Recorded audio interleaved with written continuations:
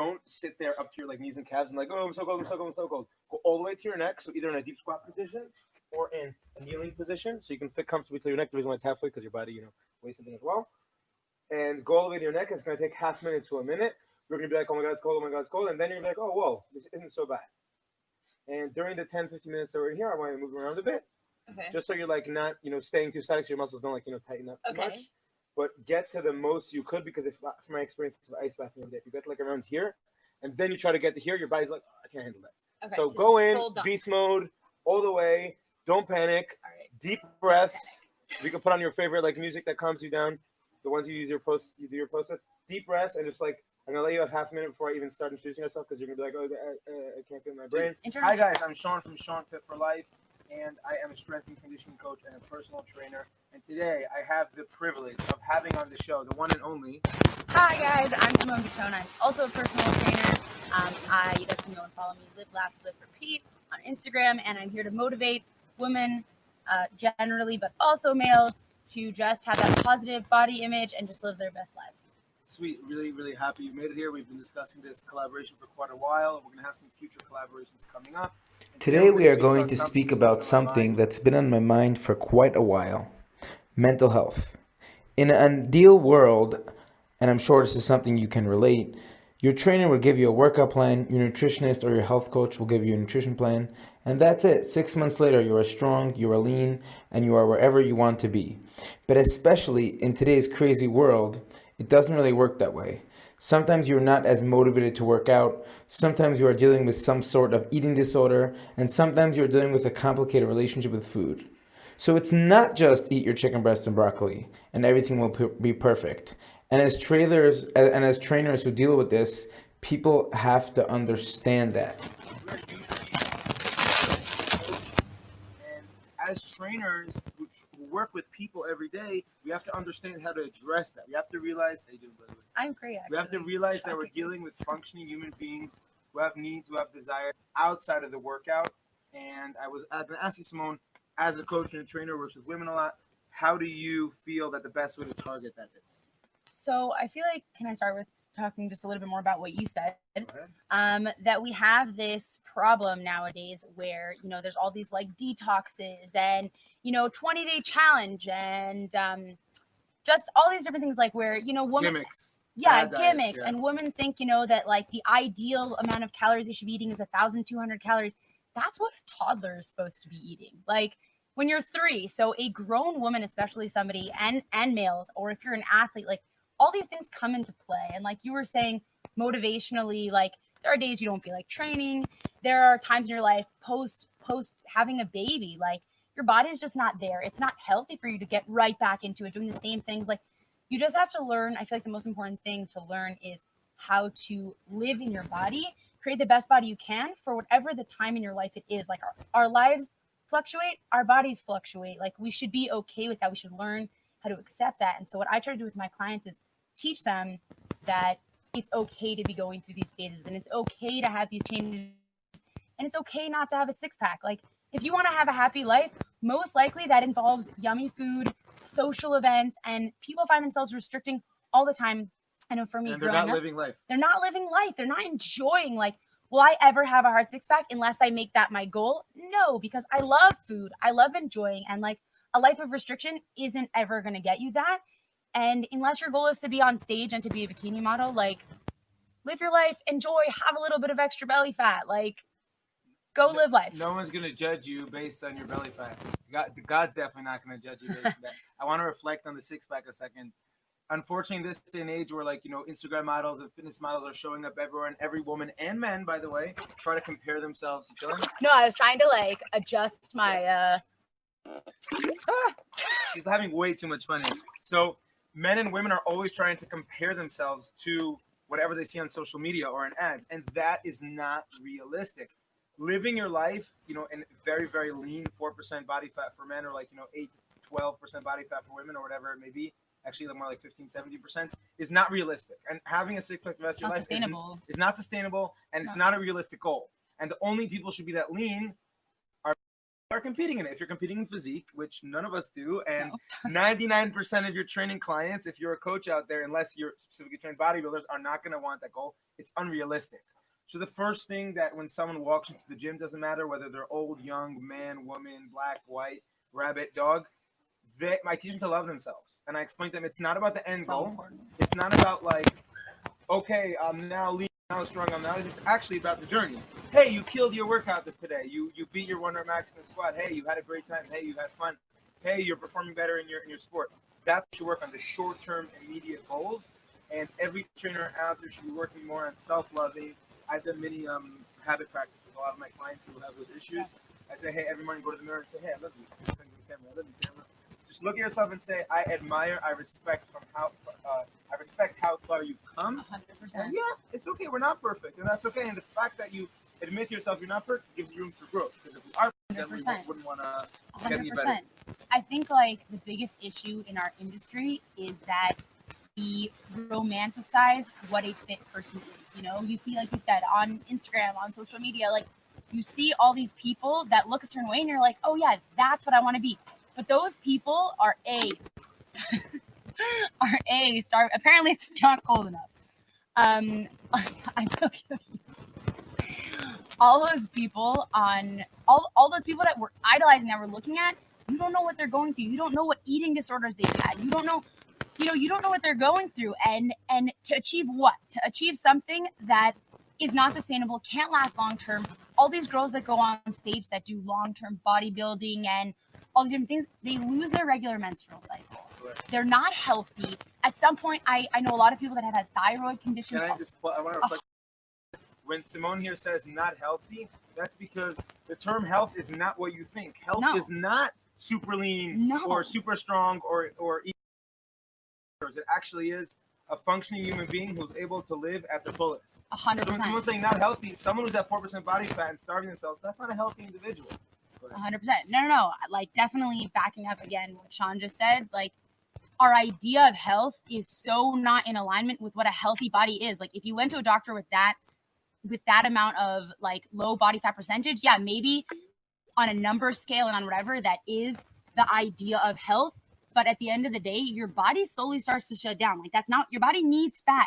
It needs all these things. It needs nutrients. Like, I fuel my workouts by eating large meals. Like, that's how I do my best workouts. On the days when I don't eat enough, my workouts are the worst. I call it eat to perform. Yeah.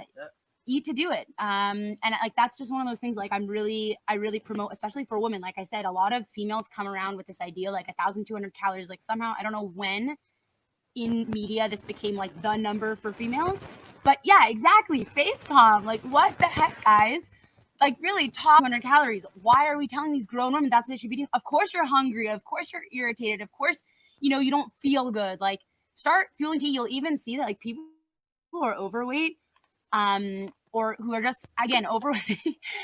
Overweight is like a wide range of things, like all the things like BMI and all garbage. Guys, throw it out. Those numbers are not real. They are numbers. Focus less on how much you weigh, Yes. or how high or low your body composition is. Body composition is your fat to muscle ratio.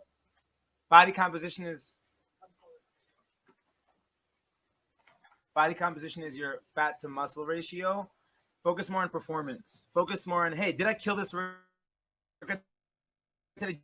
Do I feel good about myself? Or if you're an athlete, that's mostly what I work with. 100%. Am I performing? Am I getting better in the gym? 100%. And as we both follow, Yeah, performance over aesthetics every time. I'm just gonna mention her because I think she's inspiring. Straight. She competed at the age, I think, of 18, 20 in a physique competition, and like she realized, like, hold up, I'm not happy. Then she went to the athletic world, and this is why I love athleticism so much, because you're always focusing on performance, and focusing on performance is so rewarding, and it's so less warped than the whole 100%. I'm gaining weight, I'm losing weight, I'm gaining weight, I'm losing weight, because you're always gonna get better if you perform properly. 100%. I also, like, just to go back to like Being nice here. this isn't true love. That's gonna be the intro, by the way. Okay. I just want to go back really quickly. Like, we have all these different types of eating disorders, like orthorexia, dysmorphia, binge eating, bulimia, and they all stem from one thing, and that is this body image issue. This, this idea of this perfect body, and we look in the mirror, and it doesn't matter how many times the scale goes down. It doesn't matter, all those things don't matter because we keep looking. I know growing up and having eating disorders and having all these different things, you grow up and you look in the mirror, and it doesn't matter how much the scale goes down or how much the scale goes Never up happy. or how strong. Gotta do some deep breaths here. Now it's cold. Now it's freezing. You know, you have to like switch your mindset and like to start eating. So I love that you're enjoying this. That amount of calories was physically painful to it was physically painful to look at myself afterwards and whatever. It's also about teaching you like that mindset. It's really all about mindset. It's about learning how to love your body at whatever stage it's in. Price. Yeah. And like I'm a hypocrite sometimes. I'll look in the mirror and I'll be like, Simone, you're not good enough. You're an imposter. You shouldn't be a trainer. Like you have this, you have that. And at the end of the day, it's really what you believe in yourself, because you are what you believe. And so I have little sticky notes that I stick all over my house with like positive messages for myself. Like on my mirror, there's like a little post. It's like, you are beautiful. In my room, like, and the word is not coming to me. We've been like taught, we've been ingrained in our mind. I think I'm saying that right. Yeah. This is the way, as the Mandalorian would say. And no, 100%. It's not the way. No, it's not the way. And we need to teach ourselves that like we are beautiful, we are special, we are costs. Wonderful, no matter what, no matter how strong you are, no matter how fit you are. Small. It doesn't matter. Like, yes, obviously we are both teaching like that you want to have a healthy body, but healthy comes in so many different shapes and sizes and so many ranges. And the way to get a healthy and fit body is, I mean, correct me if I'm wrong, is by changing that mindset and by loving yourself at your starting point. Not saying I will love myself when I get to X, because you won't. It doesn't change over time. It takes that mental change in order to get there. I'm coming out about this on camera. When I was a teenager, I had a full-blown eating disorder. And it's, oh yeah, I'm a man, I'm a trainer, I'm Sean for life. Yeah, I'm human too. And from the age of 12 years old, including my entire army service, I suffered from binge eating disorder. For those who don't know, it's basically where you go weeks and months, periods of time where you're like eating perfectly, as we decided, your chicken breast and broccoli and high protein, high vegetables. So you're just binging uncontrollably. Now think about it. I was a trainer. I've been a trainer for over 8 years. So just think about it, how mentally frustrating that can be. Like you're all fit and you're all strong, and then because of the food, you kind of just feel, I'm gonna use the F word, but I'll use it right now. You feel fat, you feel heavy, you feel incapable, and it's so degrading. Or is that the right word? Yeah. It's so degrading because you're like, I'm a So trainer, degrading. but I'm not living the lifestyle. And here's my favorite story. When I was in the army, so my third year of service, I joined the fitness instructor corps, and I was really trying not to just eat healthy, but I was trying to have a good, healthy relationship with food, which I think we all struggle with. Yeah. And I was like, okay, today I'm going to have a cinnamon bun, and I'm going to sit down, be there, present, be there emotionally. I'm sure you can relate to that. Yeah. You know, when you're eating yummy food, you better be enjoying it. Wow. And I so sat much. down, and I'm like, okay, let me take slow bites. Let me enjoy this, because I would feel so guilty about eating junk food at that time period in my life. Thank God I'm in a better place. And, you know, this guy comes over. Ah, yeah, shaman, you fatso, you trainer, you're eating this cinnamon bun. You're not living. I just ignored him. You have to understand what went through my head. I was like, after a month of not touching junk food, I was sitting down, enjoying this cinnamon bun. Wow, it still like hurts, you know? Yeah, it's Sitting so down, painful. Enjoying the cinnamon bun, trying my best to not feel guilty about it. And here comes this guy, oh, you're a trainer, you're eating the cinnamon bun. So I want you guys out there to know that it doesn't matter where you come from, 100%. what past you've had, what eating disorder you've had, it doesn't matter. The goal is to love yourself at all costs. And the second you embrace that, I promise you, the second you're happy with where you're holding, everything will be easier, because you'll no longer be worried about, oh, am I gaining weight? Am I losing weight? Am I gaining fat? Am I losing fat? Am I gaining muscle? Am I building muscle? You'll enjoy your workouts 30,000 more times and give it a shot. Look in the mirror and say, I love yourself. And your self-love can't be contingent also on other people. Like if I have let in the past, and even recently, like somebody else will say like, oh, don't you just eat salads because you're a trainer? And I'm like, no, I love cake. I love ice cream. I hear that all like, the time, because both me and my wife Sarah are super, like, you know, we're super into working out. wife Like, speaks. oh, you guys eat healthy. Well, we each had a container of Ben & Jerry's last night. But whatever. And I want to address that regarding like ice cream in general. It ties into health. Health is not, is food healthy or not? Health is how food makes you feel. Yes. Also, how much of it are you eating? Like, Correct. is it healthy to have Portion a serving sizes. size? Yeah. Portion sizing. You can have everything you you want. like. Not I have that much dessert every single night. There's not a single night that goes by that Simone does not have chocolate, cake, cookies. But sometimes every meal. It depends on the day. There are some days also, like, I mean, I don't know like how many female trainers, like how you're into that, but like for females, like, yes, during your menstrual cycle, there are times when you mandatory chocolate. Not only mandatory chocolate, but mandatory, you expend extra calories during that time. So don't feel guilty, because if you try and restrict yourself during that 1 week period and then you end up binging, I used to do that. I would be like, I can't have anything. I'm just being a weak woman. Like, no, you're not being weak. Your body needs it. Your body's telling you what it needs. Listen to it. Don't overindulge though. Don't overdo it. Here's a cool fun fact, specifically, like, women tend to crave chocolate, especially, over that time. Dark chocolate is very high in magnesium. When you're losing a lot of blood, you need the magnesium. Your body's literally telling you, I need this. So the more you restrict something, the more you're gonna relapse. And they were like, I wouldn't say relapse, not the right word, but like binge on it after. Yeah, you're gonna go back to that. And even if it's, let's say you're dealing with anorexia or orthorexia or all these other ones, like the same thing happens. You end up eating that and feeling so guilty that you're throwing up afterwards, or the next day you're like, people who used to do, like myself included, I would eat a big meal and the next second I'm doing jumping jacks before bed, because God forbid I go to bed and not have burned those calories. Now I barely do cardio. Like, weightlifting has become my thing. I mean, cardio sometimes, only sprints. 200-meter ones. So I want to address not just portion sizes, which was very, very important point, and I appreciate you for bringing it up. No problem. But also, how does the food make you feel after? So let me give an example. We all love Ben and Jerry. They're our favorite bros, right? Or sisters, whatever they are. I don't even know anymore. Frogs, train stations. So me and Sarah both like ice cream. So, once a week we'll down have some ice cream, maybe watch a movie. But I try to eat the ice cream in a bowl. I don't eat it out of the container because it's so much more enjoyable that way. 100%. The container I take, and I was like, wow, this ice cream doesn't do me good. And since then, I just took a month, not because I don't like ice cream, but because I realized that when I eat it, I have a stomachache after. And it was the first time I was actually present with my thoughts. So instead of having ice cream, I'll have something else yummy. But health is not just portion size. It's not just healthy foods or unhealthy foods. It's actually, how does this food make your body feel? So the whole gluten's bad, this is bad. No. Gluten is bad if you have celiac disease, because you have it, you'll die.